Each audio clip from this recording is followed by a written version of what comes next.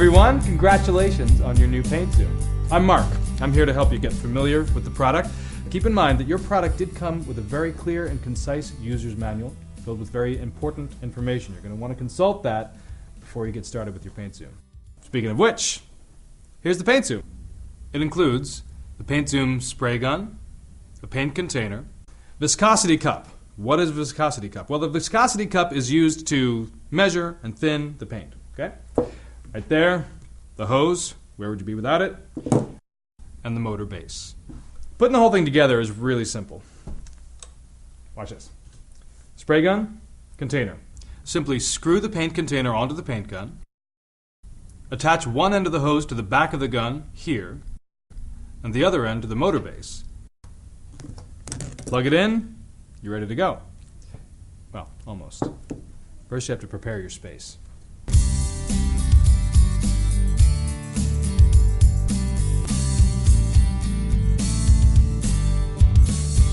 When painting, you should always make sure your surface is clean and completely dust-free. This will ensure you the best possible result. Although your Peynt Zum will produce very little overspray and paint mist, we recommend you cover any surfaces you wish to remain paint-free with a drop cloth and tape off all moldings, outlets, window frames, etc. And remember, keeping yourself safe is the most important thing. When painting, you always want to wear eye protection. You could use the big goggle kind like that, especially if you already wear glasses. I like to wear the smaller kind. It's really up to you. And you always want to breathe in as little paint fumes as possible. So you got your handy dandy mask right here. You always want to wear that. I'm not going to wear it right now because then you won't be able to understand what I'm saying. But when you're painting, it's crucial that you wear yours. And of course, remember that your user's manual has very important safety information. You're always going to want to look that over before you start using your Peynt Zum.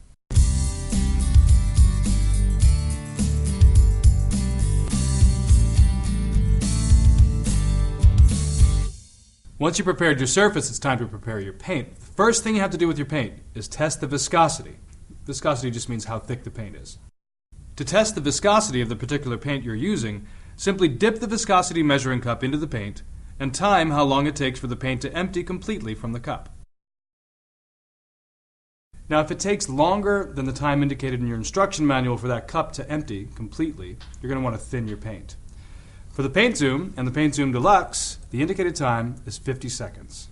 For the Peynt Zum Platinum, the indicated time is 90 seconds. So when you're diluting, you start with a 10% dilution. That means 10% water, 90% paint. You give it a stir, you test the viscosity again, just add more water as you need to. To thin the paint, simply place your finger over the spout in the viscosity cup, fill it with water, let it drain into your mixing container, and give it a stir.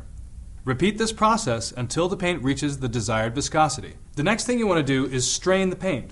Because Peynt Zum is a motorized paint sprayer, you want to make sure your paint is as particle-free as possible so it doesn't clog or splatter.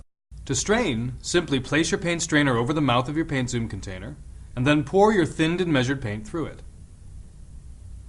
If you're using other materials like stain and varnish, you'll rarely need to thin, but you can also refer to the thinning chart in your user's manual for further information.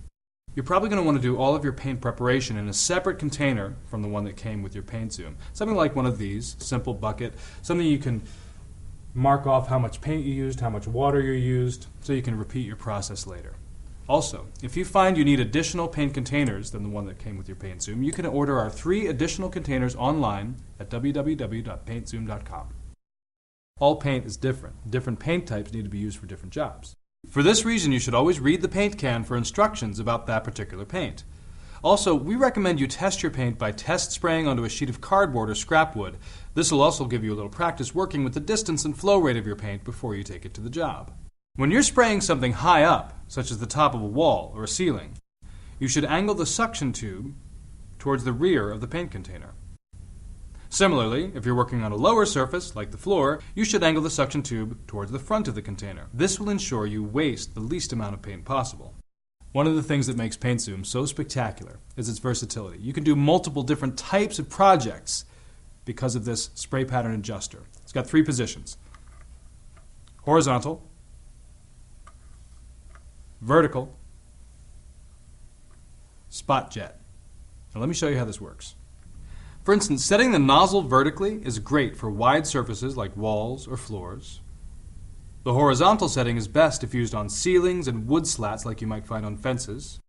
The spot jet setting is perfect for corners and other hard-to-reach areas.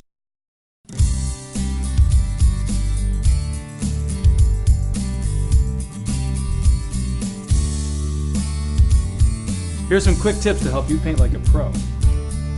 It's recommended that you always keep your paint zoom the same distance from the surface you're painting as you go along, and overlap your strips to avoid dead space. We suggest 8 to 10 inches is a good distance, and should give you the maximum paint width. Paint a thin coat first, wait a few minutes for it to dry, and then go over it with a thicker coat. This will result in a more smooth, even paint job. There should be very little movement in your wrist, otherwise the paint flow will be uneven. A technique most commonly used by professional painters is the crisscross technique. This just means spraying the paint in horizontal strips, then adjusting the air cap, and crossing over these strips with vertical strips. Always make sure your passes are smooth, and your speed should stay constant. This will make painting even a very large wall fast and easy. Right here in the back of your paint zoom gun, you got this nifty little dial. This adjusts the intensity of the paint flow from the gun. You turn it clockwise to decrease the paint flow. You turn it counterclockwise to increase the paint flow. If you're spraying closer to your surface, your paint flow needs to be lighter, and if you're farther away, you should increase the paint flow. This will give you maximum coverage. It's recommended to paint in sections about 20 inches long, and avoid stopping and starting if you can. Now, as I mentioned before, you rarely need to thin varnish or stain. And what I've done now is taken a little bit of stain, put it into my Peynt Zum container. Got my handy dandy goggles right here. Always remember your eye protection. And now I'm ready to take this unfinished chair and turn it into a beautiful rustic looking piece. Here we go.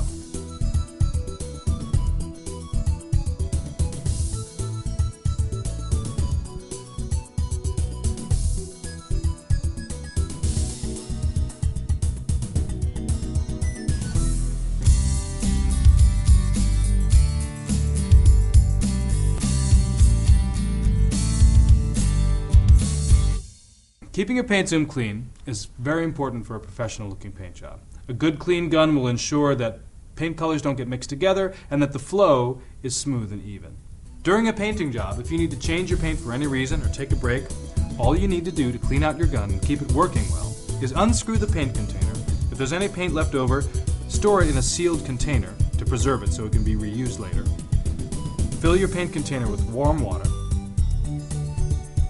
attach it to the gun, and then press the trigger on your paint gun and let the water run into a bucket until it is safely paint-free. When you're finished with your job, you should deep clean your paint zoom. You'll want to take the spray gun apart completely and soak each individual part in hot soapy water for water-based paints or in thinners for oil-based paints.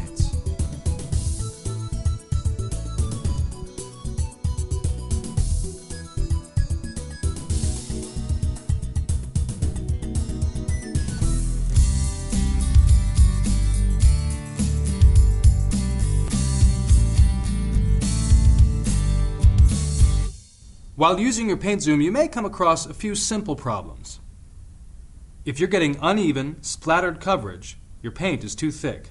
Try thinning or straining the paint.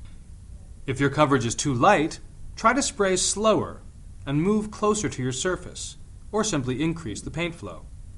If you're running into drips and snags, increase your distance from the surface, or try thinning your paint. If you're ending up with orange peel, otherwise known as air bubbles, the surface temperature is too cold and there are air pockets in your paint. Try to reduce viscosity and paint in warmer weather. If the paint is leaking from your spray gun, the container might be loose, needs to be tightened. If you have any other problems, refer to the troubleshooting section in your user's manual. Log on to www.paintzoom.com or call customer service from the number on your screen.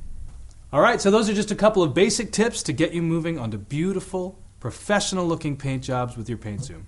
Go have fun.